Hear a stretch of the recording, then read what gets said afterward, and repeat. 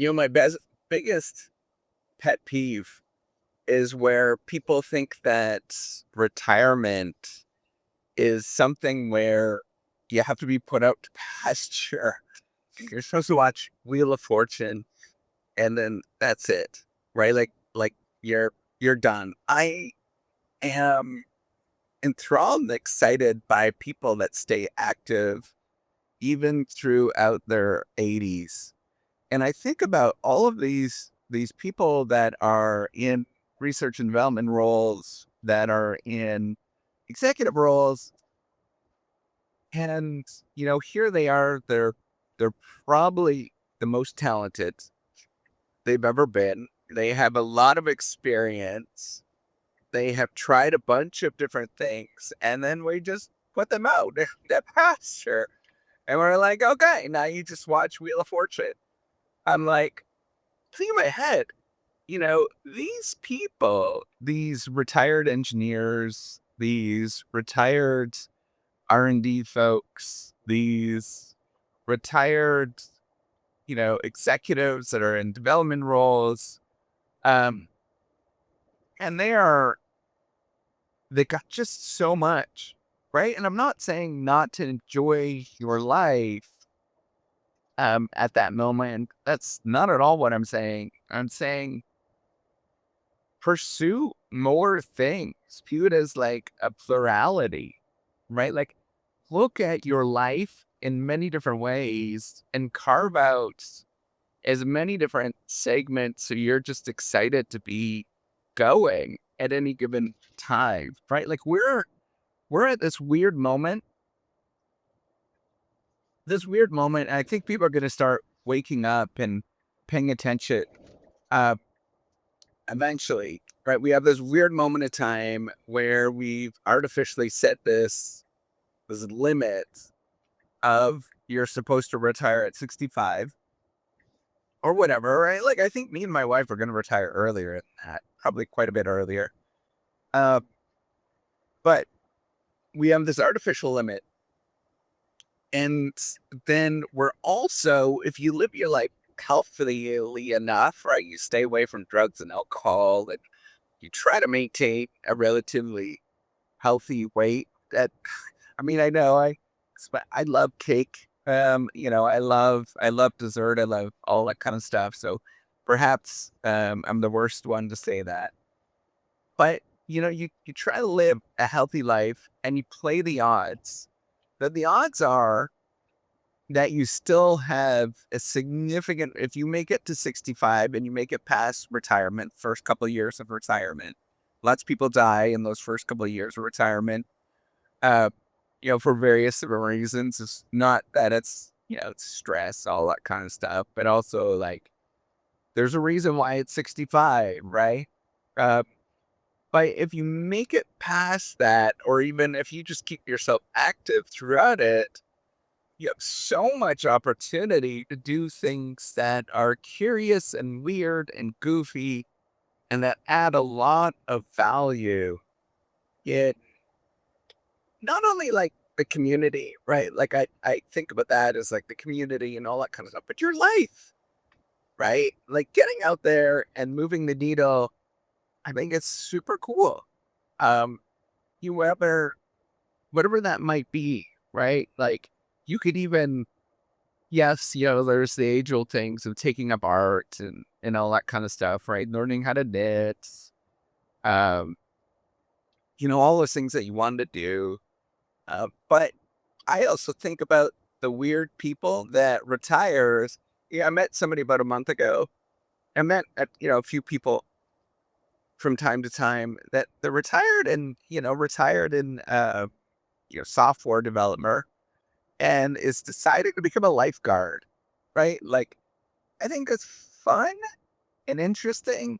And why not? Right? Like we've got these weird definitions of what it means to do things.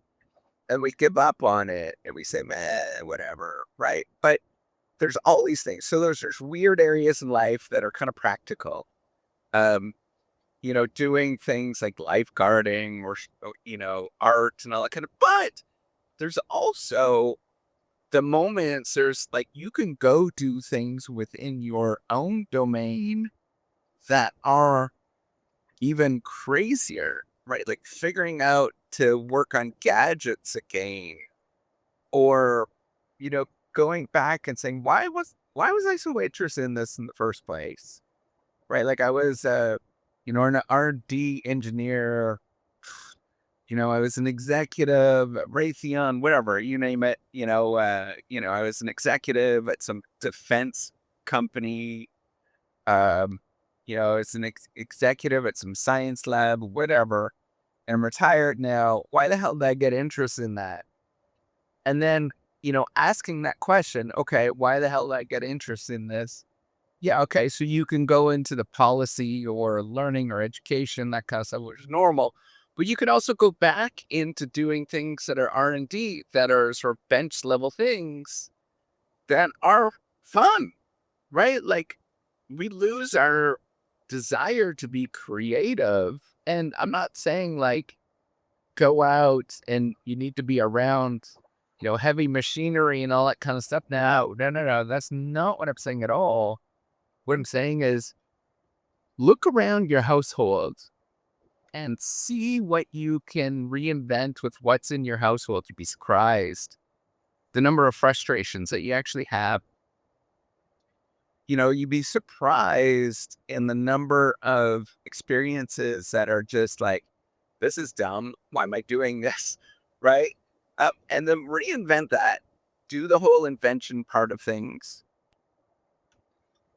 Yeah, I know I'm downplaying it and all that kind of stuff, but that's part of the fun, right? Like going and inventing things and being kooky, that's super part of the fun. Uh, and maybe it takes you 10 years to invent something. Yeah, and I know that people that are listening to this, they're like, oh, 10 years, that's too long. But what the hell you got going on, right? Like having a hobby is all right. It's a good thing. Um, Even if you spend a couple hours a day doing it, like that's fun, right? Writing a blog about this particular thing, right? Like doing falling in love with this thing, finding that thing and then pursuing it, right? And going through it and refining it. And I'm not saying, I hate almost all of you are going to be chasing stupid tech that frankly everybody else is chasing, right? Like who cares about another AI thing? Um, that's boring as all get out, right? Like everybody's doing that. Everybody and their dog, nobody cares. But okay, what if you do something that combines AI with your love of noodles, right? Like you love noodles. That's your thing. You really love spaghetti and all those kind of different noodles. But then you're like, okay, I'm going to do something that maybe transforms the noodle industry, right? Like there's so many things like this that you forget and you just kind of give up on. And you think like a pursuit that is weird is not worthwhile, right? Or pursue that requires some time and effort is not worthwhile. That's not true. That is fundamentally not true. And I'm not saying so. If you do this, it's just like any other R&D thing, and this is the thing that everybody is so darn afraid of. I talk about all this all the time. They're afraid of screwing up. They're afraid of, what is people gonna say? Like all the same things that we all hear, and it's only worse once you get older. You know, uh, what are people gonna say? I'm doing this, or what if I spend $100,000 and it goes nowhere? Okay, what if? Right? Like, what if? What's the worst that's gonna happen if you put bounds on this in the sense that you can spend things and be okay, right? Like, or you can waste resources and be okay. That's why not, right? Like that's your thing. And so let's imagine you only have $100,000 your name, right? So be creative and waste some time in other things, waste time and energy and pursuing things. Like you've got this this love of headlights on cars, right? Like you're just passionate about it. Create a damn website about headlights on cars, right? Um, you'd be surprised that there is a demand for that. And there's a tremendous amount of possibility. I'm not saying it's going to be successful. That's not what I'm saying at all. But what I'm saying is that's going to keep you going, right? And you're going to find out that you are far more passionate about this thing than you ever thought. There's far more things that you could talk about the headlights on cars than you ever imagined. And you can really move the needle in your own life. I'm not saying you're going to be loaded. That's not what I'm saying. Like all of that stuff, create a website, get loaded, all that kind of stuff. If you're lucky, that may occur.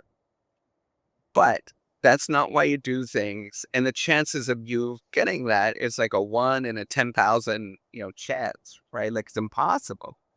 But you could do it because you love it. You love the little Lego men that are created. So you create a website about a Lego man, all the Lego man, and you create videos about it. You do all these, like you just be creative and fun and goofy and silly, right? So that you can have a healthy life. You can enjoy it, right? Like part of life is doing these things that make no sense. And in our heads, we think that they're a waste. We think that we're crazy. All those, I mean, it's just the standard stuff. But if you change it, you change the conversation. You say, I'm going to pursue this thing just for the hell of it. It's a good thing.